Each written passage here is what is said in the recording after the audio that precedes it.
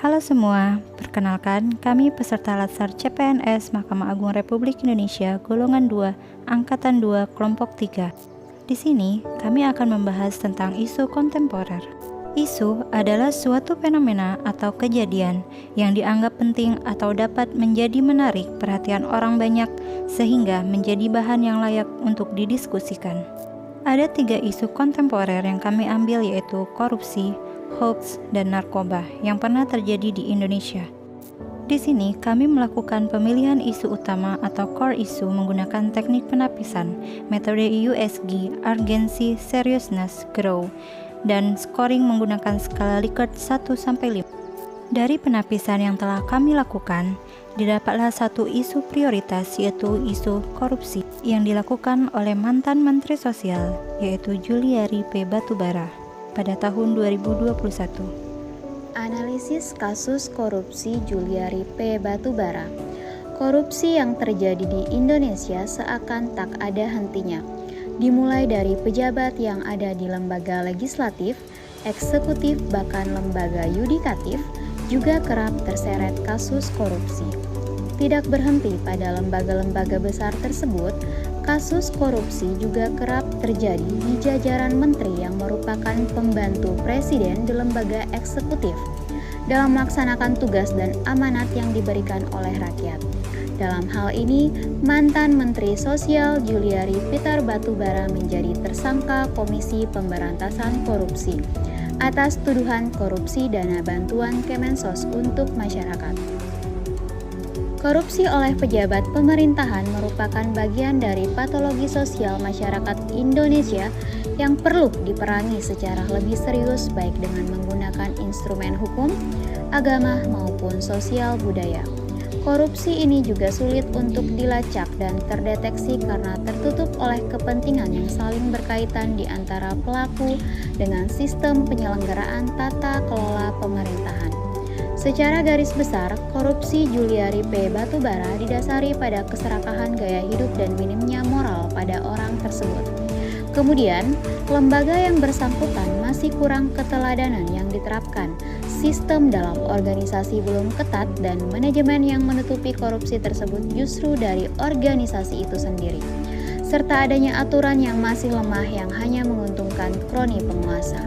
Sehingga kasus korupsi tersebut terjadi karena kacaunya sistem pendataan penerimaan bansos dan proses penyaluran dana bansos, serta kurangnya pengawasan dan kebijakan tegas yang dilakukan oleh pemerintah dalam proses regulasi bantuan dana COVID-19 di Indonesia, yang mengakibatkan Juliari terbukti menerima uang suap terkait pengadaan bansos COVID-19 sekitar 32.482 miliar serta dijatuhi hukuman oleh Hakim Pengadilan Tindak Pidana Korupsi Jakarta dengan pidana penjara 12 tahun dan denda 500 juta.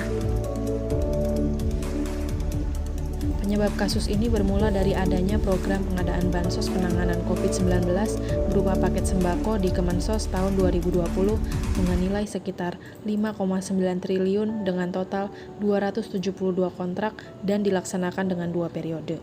Pada pelaksanaan paket bansos sembako periode pertama diduga diterima fee sebesar 12 miliar rupiah yang pembagiannya diberikan secara tunai. Dari jumlah itu diduga total suap yang diterima oleh Juliari adalah sebesar 8,2 miliar. Uang tersebut selanjutnya dikelola oleh orang kepercayaan Juliari untuk digunakan membayar berbagai keperluan pribadi Juliari.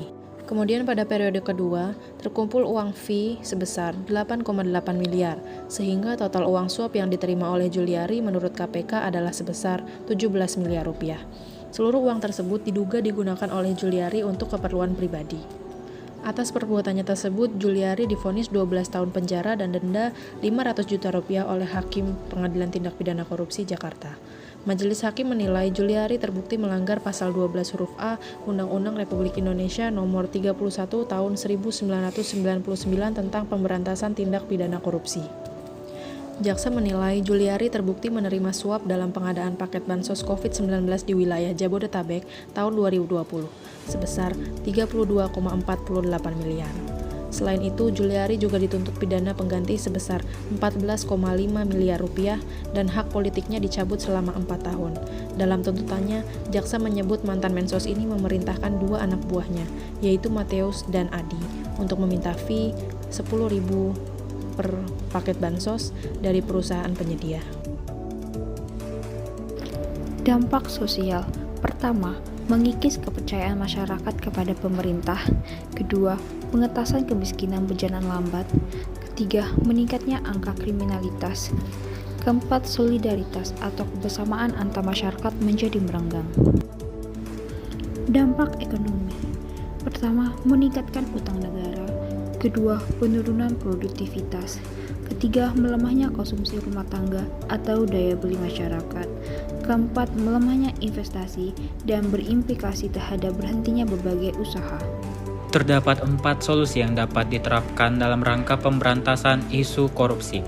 Yang pertama adalah implementasi e-government yang dilakukan ke dalam berbagai bentuk dalam rangka meningkatkan prinsip-prinsip good governance untuk memberantas korupsi pada berbagai aspek, termasuk aspek perpajakan, perizinan, dan pada kasus kali ini yaitu pengadaan barang dan jasa.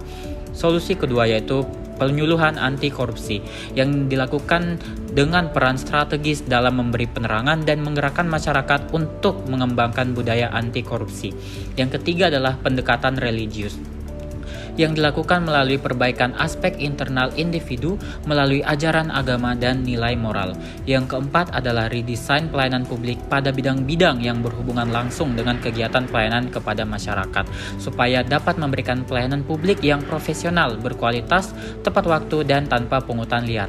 Yang terakhir adalah memperkuat transparansi, pengawasan, dan sanksi pada kegiatan pemerintah yang berhubungan dengan ekonomi dan SDM.